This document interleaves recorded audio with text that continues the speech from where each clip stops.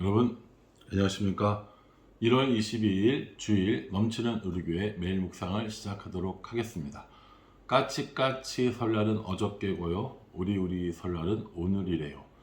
이 노래를 50년 넘게 부른 것 같은데 아직까지도 왜 까치까치 설날이 어저께인지 저는 잘 모르겠습니다. 혹시 아시는 분이 계시면 저에게 좀 알려주시면 50년 동안 품었던 의문이 풀릴 것 같습니다. 명절 잘 지내고 계신가요? 또 어디 친척집에 또 혹은 친정이나 시댁에 가셔서 명절을 잘 보내고 계시리라 생각합니다. 맛있는 거 많이 드시고 반가운 얼굴들 많이 보시고 안전하게 올라오실 수 있기를 기도하겠습니다. 또 예배 마치고 가시는 분들도 계실 것 같은데 예배 마치고 가시는 길도 안전하게 잘 다녀오시기를 기도하도록 하겠습니다. 오늘 본문 말씀은 마태복음 2장 13절부터 23절까지 말씀입니다. 어제 본문 말씀에 의하면 동방 박사들이 예수님을 찾아와서 경배했고 꿈에 지시를 받아서 헤롯에게로 돌아가지 않고 다른 길로 고향에 갔다고 했습니다. 헤롯이 뒤늦게 이 사실을 알게 되고 예수님을 찾아 죽이려는 계획을 꾸미게 됩니다. 이에 주의 사자가 요셉에게 현몽하여서, 다시 말해서 꿈에 나타나서 요셉에게 아기 예수님을 데리고 애굽으로 피신할 것을 명령하십니다. 그것이 오늘 본문 말씀이신 것이죠. 13절에 보면 그들이 떠난 후에 주의 사자가 요셉에게 현몽하여 이르되 헤롯이 아기를 찾아 죽이려고 하니 일어나 아기와 그의 어머니를 데리고 애굽으로 피신하여 내가 내게 이르기까지 거기 있으라 고 말씀해 주십니다. 헤롯은 아기 예수님을 찾아 죽여야 자신의 왕위를 보존할 수 있는 상태라고 생각을 했습니다. 그렇기 때문에 아기 예수님을 찾아 죽이려고 했고, 이에 요셉이 꿈에 이른 대로 피난 가게 됩니다. 그런데 이 애굽으로 피난 가는 것도 이미 다 성경에 기록되어져 있는 모습입니다. 15절 말씀에 보면 헤롯이 죽기까지 거기 있으니 이는 주께서 선지자를 통하여 말씀하신 바 애굽으로부터 내 아들을 불렀다 라고 이렇게 기록되어져 있습니다. 오늘 이 말씀은 호세아 11장 1절에 나와 있는 말입니다. 그래서 애굽에서 불렀다라는 이 말씀을 이루게 하기 위해서 애굽으로 잠시 피신해 있다가 헤롯이 죽은 후에 이제 다시 이스라엘로 돌아오게 된다라는 것입니다. 여러분, 우리가 되게 오늘 이 본문에서 유심히 볼 것 중에 하나가 헤롯이 아기들을 죽인 사건입니다. 이걸 헤롯의 유아 학살 사건이라고 이야기를 하는데, 헤롯은 박사들이 돌아오지 않자, 동방 박사들이 돌아오지 않자 속았다라는 것을 알게 되었습니다. 그래서 베들레헴과 그 주변에 있는 2살 이하의 아기들을 죽이기로 결심합니다. 누구인지 모르니까 모두 다 죽이겠다는 생각을 한 겁니다. 얼마나 잔인무도한 이런 행동인지 알 수 없습니다. 그럼에도 불구하고 오늘 이 성경은 또 이 헤롯이 이 유아들을 죽였던 이 사실조차도 성경에 기록되어져 있고 예언되어져 있음을 알려주고 있습니다. 예레미야 31장 15절 말씀을 인용하면서 이 또한 이루어진 예언임을 우리에게 보여주고 있습니다. 18절에 보면 라마에서 슬퍼하며 크게 통곡하는 소리가 들리니 라헬이 그 자식을 위하여 애곡하는 것이라. 그가 자식이 없었으므로 위로받기를 거절하였도다 함이 이루어졌느니라 라고 말씀하고 있는 것을 볼 수 있습니다. 그러니 헤롯이 이렇게 아기들을 죽이는 이 사건조차도 하나님 앞에 예언되어져 있는 사건이라는 것입니다. 이 말씀을 읽으면서 제가 여러 사람들에게 질문했던 질문이 있어요. 헤롯 대왕이 과연 아기들을 얼마나 죽였을까? 몇 명이나 죽였을 것 같아? 라고 이제 물어봤거든요. 대답이 굉장히 천차만별입니다.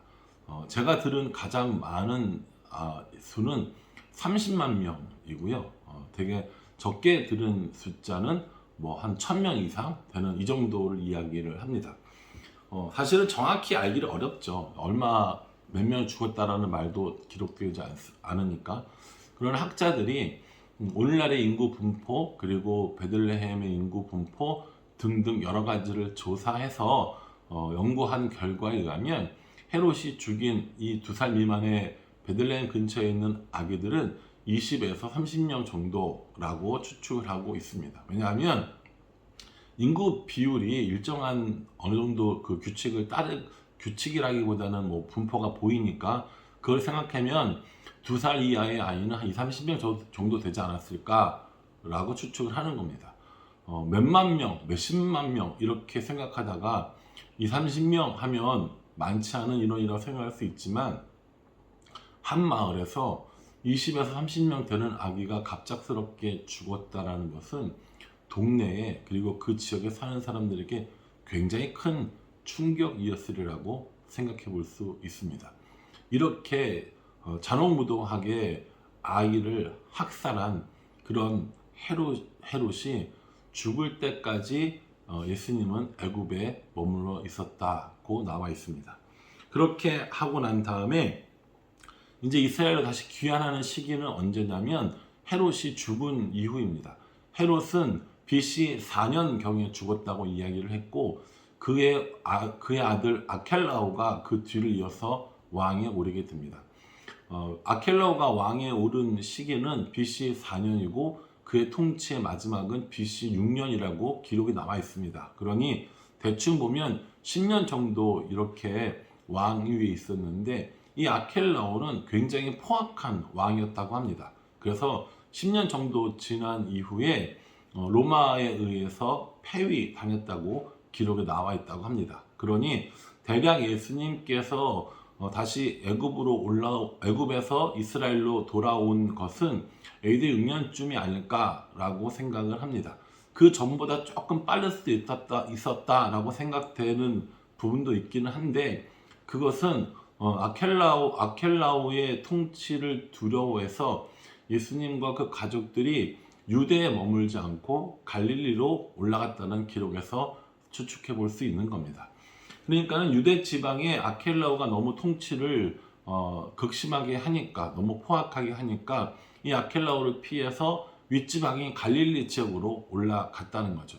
여러분 이 성경을 특별히 사복음서를 읽을 때 이런 지명에 좀 주의해서 읽어보실 필요가 있는데 이스라엘을 3등분해서 맨 위에는 갈릴리 지방, 그 갈릴리 호수 있는 곳이죠. 그리고 가운데는 사마리아 지방, 그리고 맨 밑에는 유대 지방이라고 나와 있습니다. 이건 나중에 다시 한번 지도를 보면서 살펴보기로 할 거고요. 오늘은 유대 지방에 있기가 무서운 예수님께서 위로 올라가셔서 북쪽에 있는 갈릴리 지방에 거주하셨고 그 도시가 나사렛이라는 것을 우리에게 알려주고 있습니다. 여러분 23절에 보면은 나사렛이란 동네에 가서 사니 이는 선지자로 하신 말씀에 나사렛 사람이라 칭하리라 하심을 이루었다 함이라 라고 말씀하고 있습니다. 그러니 예수님께서 나사렛 사람, 나사렛 지방에서 살게 된 것도 이미 성경에 예언되어져 있다라고 이렇게 볼 수 있습니다. 오늘 본문을 묵상하면서 자주 등장하는 단어가 있는데 그것이 무엇이냐면 이루어졌다라는 것입니다. 오늘 예수님께서 애굽으로 피신하신 일에도 이루려 하심이라 라고 말씀이 나오고 또 헤롯이 유아들을 학살하는 이 사건도 이루어졌느니라 라고 나오고요. 또 이스라엘로 귀환하여서 나사렛에 거주하는 것도 이루려 함이라 라고 나옵니다. 그러니 예수님의 이 모든 과정들은 이미 예언되어져 있었고 하나님의 계획 속에 있었음을 우리에게 알려주고 있습니다. 이것은요 예수님께서 메시아로 이 땅에 오셨고 그것이 다 예언되어졌음을 알리기 위한 이 마태의 의도적인 저술 방법이었다고 볼 수 있습니다. 이렇게 생각해 보면 결국 말씀을 이룬 건 누굽니까? 예수님이 되시는 거죠. 저는 오늘 이 말씀을 묵상하면서 두 가지를 한번 생각해 봤습니다. 하나는 모든 말씀의 완성이 바로 예수님이라는 것입니다. 그러니 어떤 말씀을 살펴보든지 예수님에 대해서 나타나 있는 것이고요. 예수님을 향해서 나타나 있고 그 종착지는 예수님이 돼야 된다는 겁니다. 우리가 설교를 할 때나 가정교회를 할 때나 성경 공부를 할 때나 삶의 어느 순간이든지 결국 어디로 돌아가야 된다는 거예요? 예수님께로 돌아가야 한다는 겁니다. 그래서 기승전 예수님이라는 말을 제가 종종 쓰곤 하는데, 우리가 해결하려고 하고 우리가 뜻대로 하려고 하고 우리의 원대로 움직이려는 것이 아니라 결국 예수님께로 돌아가야 하고, 예수님이 우리들의 삶의 결론이어야 하고, 우리들의 말씀의 완성은 예수님이다 라는 것을 알 수 있습니다. 오늘 저는 또 설교를 해야 되는데, 오늘 설교 중에도 역시 마찬가지로 결론은 예수님으로 끝나야 한다는 것을 기억하는 삶이 되었으면 좋겠습니다. 또 하나는 모든 인생의 답은 결국 예수님이라는 겁니다. 우리가 어떠한 고민을 하고 어떠한 근심을 하고 어떠한 선택을 하든지 결국 우리의 답이 예수님이라는 사실을 기억하는 건 매우 중요한 일입니다. 그래서 내가 가지고 있는 문제, 내가 가지고 있는 어려움, 그 어려움과 문제의 답이 예수님이라는 사실을 기억하는 건 굉장히 중요한 것이라는 거죠. 이렇듯 성경에 있는 말씀의 끝, 말씀의 결론도 예수님이고 모든 인생의 해답도 예수님이라면 우리는 좀 더 예수님에 대해서 관심을 가지고 더 깊은 교제를 나눌 필요가 있습니다. 사랑하는 성도 여러분, 여러분들의 고민과 여러분들의 어려움의 해답은 무엇이라고 생각합니까? 열심히 숙제를 풀듯이 해결할 수 있는 것이라면 다행이겠지만, 그렇지 않다면 역시 우리들의 문제의 답은 예수님이고요. 말씀의 완성은 예수님이라는 사실을 기억하셨으면 좋겠습니다.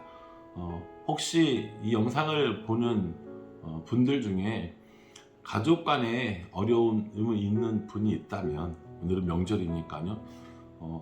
혹시 가족들로 인해서 마음의 상처를 받은 사람들이 있다면, 또 친척이나 주위 사람들로 인해서 마음이 극심한 고통 중에 있는 분이 계시다면, 그 역시 답은 예수님께로부터 찾아야 한다는 사실을 기억하셨으면 좋겠습니다. 그래서 오늘 하루도 예수님 붙잡고 승리하는 삶을 살아가시기를 주님의 이름으로 축복합니다.